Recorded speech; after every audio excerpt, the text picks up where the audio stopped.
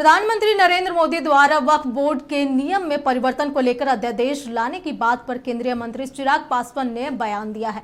कहा कि अभी मामला सामने आया है, जब तक मैं अध्यादेश को पढ़ नहीं लेता तब तक इस पर कोई प्रतिक्रिया नहीं दूंगा।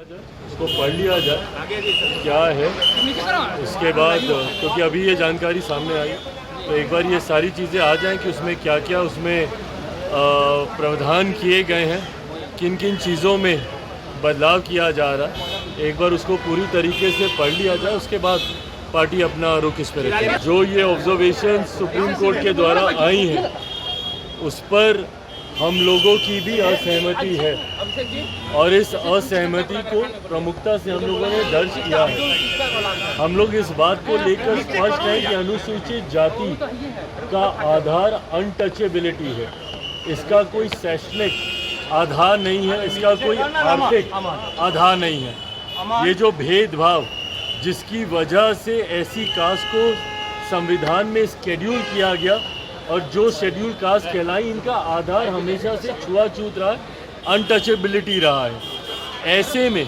इसमें क्रीमी लेयर का प्रावधान हो ही नहीं सकता। रिजर्वेशन विद इन रिजर्वेशन ये कहीं से जायज़ नहीं है। क्यों?